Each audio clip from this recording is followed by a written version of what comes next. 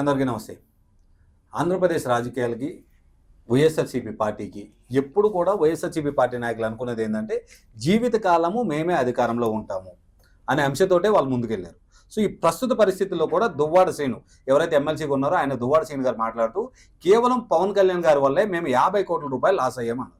So ఈ అంశం గురించి మనతో మాట్లాడడానికి జనసేన పార్టీ నాయకులు లక్ష్మీకాంత్ గారు మనతో ఉన్నారు. ఒకసారి ఆయన మాటల్లో తెలుసుకుందాం, నిజంగానే లాస్ అయ్యారా లేదా మరే ఇతర కారణాలు ఉన్నాయా అనేదాన్ని. నమస్తే. నమస్తే. దువ్వాడ శ్రీను గారి గురించి మీకు ఆల్రెడీ తెలిసే ఉంటుంది, ఎమ్మెల్సీ నాయకులు. సో వైఎస్ఆర్సీపీ పార్టీకి సంబంధించి ఇప్పుడు ఆయన గురించి ఎందుకండి? సో దువ్వాడ శ్రీను గారు విలువ తక్కువ మనుషుల గురించి ఎంత తక్కువ మాట్లాడుకుంటే అంత బాగుంటుందండి. అంతేనా? ఎందుకంటే దువ్వాడ శ్రీనివాస్ అనేవాడు ఒక లోఫరు. నేను చెప్తున్నా కదా, ఆ పార్టీలో ఉన్న అటువంటి యదవులంతా కలిపి ఆ పార్టీలోనే ముక్కుముడిగా కలిపి నడుచుకుంటున్నారు. పెళ్ళిడికి వచ్చిన పిల్లల్ని వదిలేసి భార్యను వదిలేసి ఇవాళ రోజున ఎవరో ఒక అమ్మాయి వెనకాల తిరుగుతూ రీల్స్ చేసుకుంటూ ఈ అమ్మాయిని పెళ్లి చేసుకుంటాను సిగ్గు శరం లేకుండా చెప్తున్నాడు ఈ ప్రజానాయకుడే. సో అదే వాళ్ళ వ్యక్తిగత జీవితం అయినప్పుడు వ్యక్తిగత జీవితం అంటే మమ్మల్ని వ్యక్తిగత జీవితాలు మమ్మల్ని అడగలేదండి. అంటే వాళ్ళు ఏం చేస్తే మీరు కూడా అదే చేస్తారు. వాడికి దీటికి సమాధానం మేము చెప్పాలి కదా. సమాధానం చెప్పడం వేరు సార్. ఒక మాట క్వశ్చన్ చేసినప్పుడు దానికి తగ్గట్టుగా మన వెనకాల ఉన్న మచ్చలు కూడా మనం ఎత్తుక్కోవాలి కదా.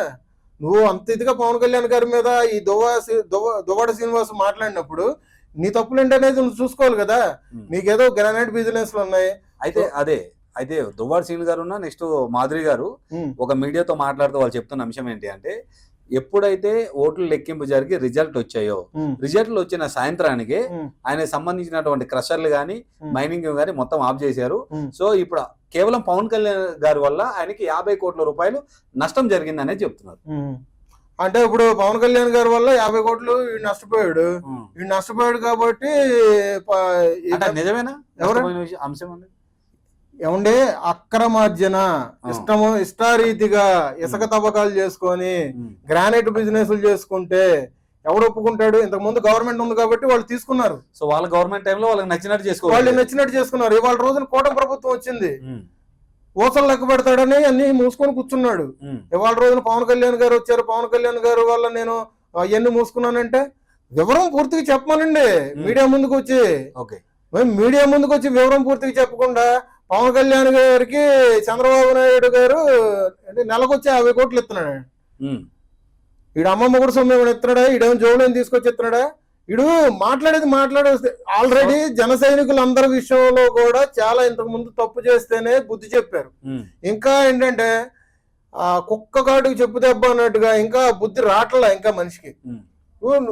గుట్టుకు బతుకుతున్నావు, ఎవరో ఇంకో అమ్మాయిని పెళ్లి చేసుకుందాం అనుకుంటున్నావు, గుట్టుకు బతుకుతావు అనుకుంటున్నావు, నీ బతుకు నీకు పవన్ కళ్యాణ్ గారి జోన్ ఎందుకు? కానీ వాళ్ళు అంతకు ముందు కూడా మళ్ళీ ప్రస్తుతం మాట్లాడేటప్పుడు అంత ముందు కూడా గతంలో ఒక ప్రముఖ ఛానల్కి ఇంటర్వ్యూ ఇస్తూ అక్కడ కూడా వాళ్ళిద్దరు చెప్పిన అంశం ఏంటంటే, మాధురి గారు కానీ ఇటు శ్రీను గారు కానీ మేము ఈ రోజు నుండి పవన్ కళ్యాణ్ గారికి వ్యక్తిగతంగా ఎలాంటి విమర్శలు చెయ్యము.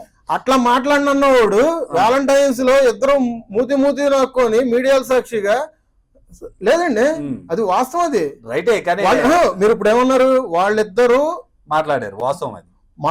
మేమిద్దరం ఇవాళ నుంచి పవన్ కళ్యాణ్ గారి గురించి మాట్లాడము అని అన్నారు. ఓకేనా? వ్యక్తిగత అంశాలు మాట్లాడుతున్నాను అన్నారు. మరి అట్లాంటప్పుడు నువ్వు ఎంతసేపు 24 గంటలు పక్కనే ఉంటున్నావుగా? నువ్వు పక్కన ఉన్నప్పుడు పవన్ కళ్యాణ్ గురించి మాట్లాడద్దు రాజా అని చెప్పేసి నువ్వు అనాలిగా. నువ్వు రాణివే కదా, నువ్వు రాజా అని చెప్పేసి నువ్వు చెప్పినప్పుడు నువ్వు చెప్పాలి కదా. మరి ఎందుకు కారు కోతలు కూర్చో మళ్ళీ నువ్వు బయటకు వచ్చి అంటే నీకు ఉంది. నీకు వీళ్ళు అక్రమార్జనకి పవన్ కళ్యాణ్ అడ్డుపడుతున్నారని చెప్పి పవన్ కళ్యాణ్ గారి మీద 50 కోట్లు నష్టం జరిగింది పవన్ కళ్యాణ్ వల్ల అని చెప్పి వీళ్ళు అంటారా?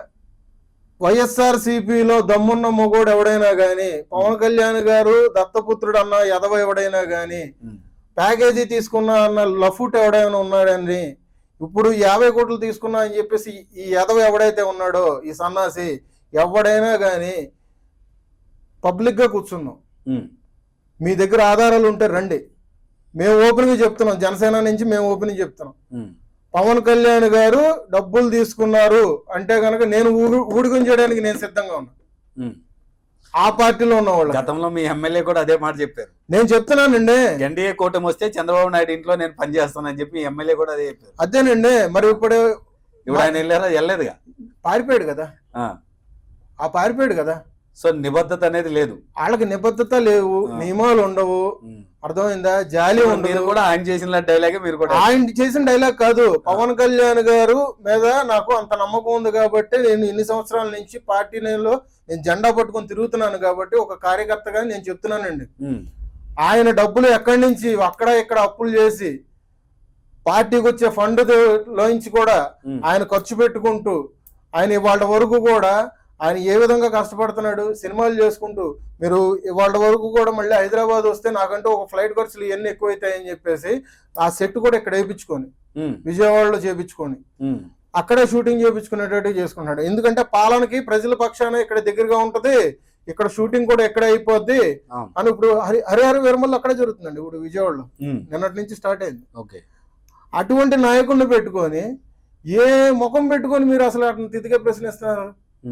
పవన్ కళ్యాణ్ అంటే మీడియాలో పవన్ కళ్యాణ్ గారి గురించి మాట్లాడితే ఏంటంటే ఏదో ఫేమస్ అయిపోతాం అని అనుకుంటున్నారు. ఆల్రెడీ ఆమె మాదిరి గారు మంచి ఫేమస్ ఉన్నారు.